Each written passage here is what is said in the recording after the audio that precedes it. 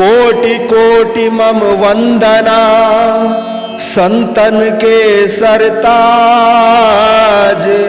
प्रकटे द्वितीय रूप में श्री परमहंस महाराज। अनुपम तेज ललाट पर अरुणाधर मुस्कान, रसना से मृदु मधु वचन करत अजान सुजान।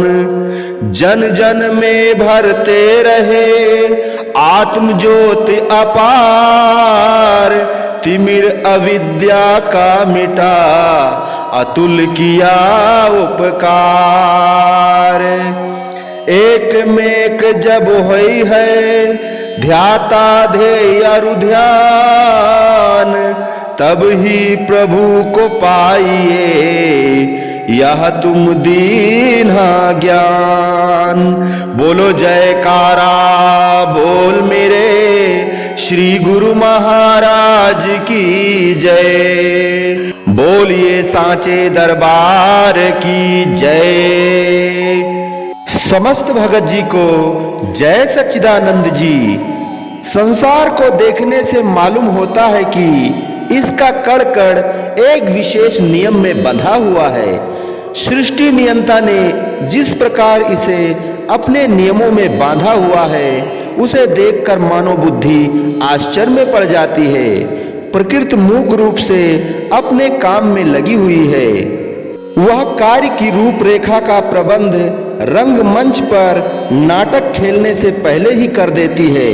अर्थात जिस मनुष्य ने जिस प्रकार का जीवन व्यतीत करना हो, उसे जन्म से ही उन भाग्य रेखाओं में बांध देती है।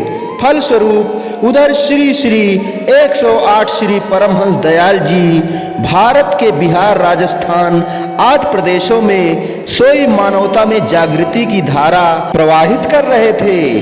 सर्वसाधारण को भक्ति परमार्थ का पथ दर्शा रहे थे। इधर सीमा प्रांत में कस्बा टेरी में इस अमर सत्यता की ज्योति को युग युगांतरों तक प्रज्वलित रखने के लिए प्रकृति ने पूर्व ही सुव्यवस्था कर दी थी। प्रकृति के अटल नियमानुसार जहां प्यासा पानी की पुकार आतुरता से करता है, तो पानी का प्रबंध भी वही हो जाता है। चात्रिक के लिए स्वाति जल, चकोर के लिए चंद्रमा, मयूर के लिए बादलों की मधुर छटा का होना अनादिकाल का अटल नियम है। अर्थात जहां पर जितनी आकुलता से जिस वस्तु की मांग की जाती है, उतनी ही जल्दी उसका प्रबंध भी पूर्व निश्चित है। अध्यात्मवाद में भी यह सिद्धांत अर्थात सीना बा सीना, एक दिल से दूसरे दिल तक आत्मिक शक्ति का पहुंचना सनातन परंपरा है। इसलिए महापुरुषों का अवतरण भी उसी स्थान या उसी निर्धारित समय पर होता है जहां उन्हें विह्वल स्वर से पुकारा गया हो।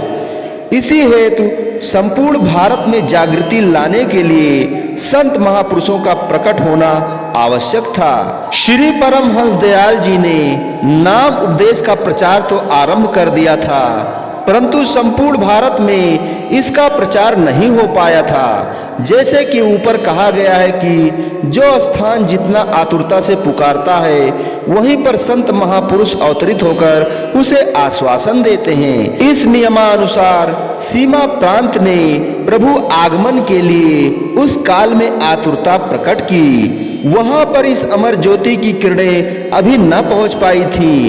कुछ मनुष्य जिनमें मानवीय भावनाओं अर्थात प्रभु के प्रति कुछ अनुराग था, उन्होंने अपनी आत्मिक प्यास बुझाने के लिए भगवान से प्रार्थना की।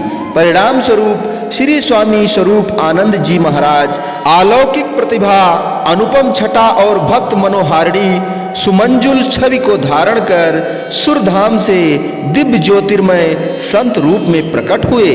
विपथ गामिनी भयस करणी, करही अनीत जाय नहीं वर्णी, धर्म हेतु जब भक्त पुकारा, सुनि क्रंदन श्री करुणाधारा, प्रभु प्रकटे सतगुरु स्वरूपा, नाशत भाव भय सकल अनूपा। जब भक्तों ने व्याकुलता से पुकार की, तब प्रभु संत रूप में अवतरित हुए।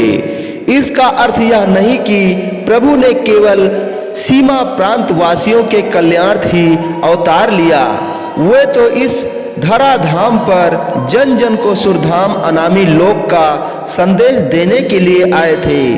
सीमा प्रांत को महत्व इसलिए दिया गया है कि वहां की उस समय की परिस्थितियां ने किसी महापुरुष के आगमन की न्यूनता को प्रकट किया, जिससे सर्वज्ञ अंतर्यामी प्रभु को अपना जन्म स्थान सीमा प्रांत में टेरी में ही बनाना पड़ा।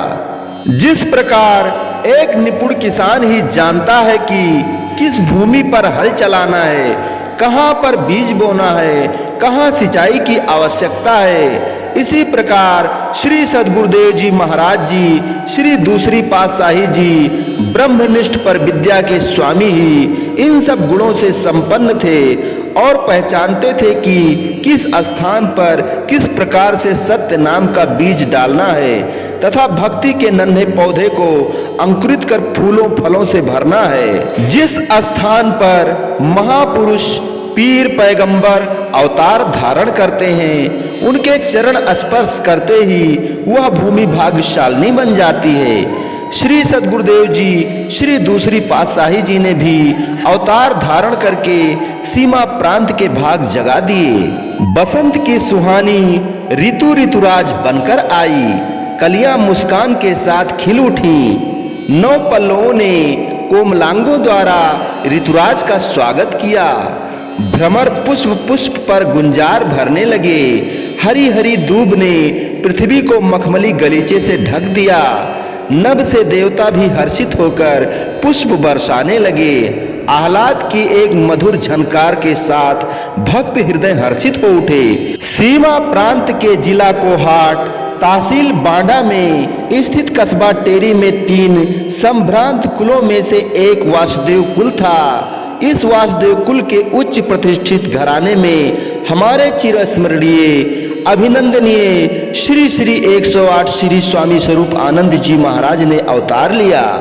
आपने वासुदेव कुल में दिनांक 1 फरवरी सन 1884 ईस्वी तद अनुसार 20 माघ संवत 1940 विक्रमी बसंत पंचमी शुक्रवार के शुभ दिन इस धरती के भाग जगाने के लिए अवतार धारण किया।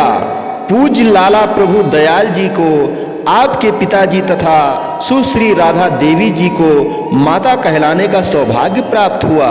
आपका शुभ नाम श्री बेली राम रखा गया। संकट मोचन भक्त वत्सल श्री सद्गुरुदेव जी महाराज जी के अवतार धारण करते ही वासुदेव कुल सचमुच धन्य हो गया।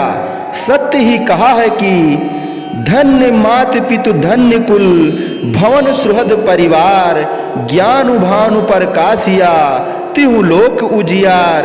धन्य है तेरी भाग तब प्रभु लीना अवतार भव वारिध से तारने धरा रूप साकार। बोलो जयकारा बोल मेरे श्री गुरु महाराज की जय। बोलिए साचे दरबार की जय। श्री आनंदपुरवासी भगवान की जय। समस्त भगत जी को जय सच्चिदानंद जी।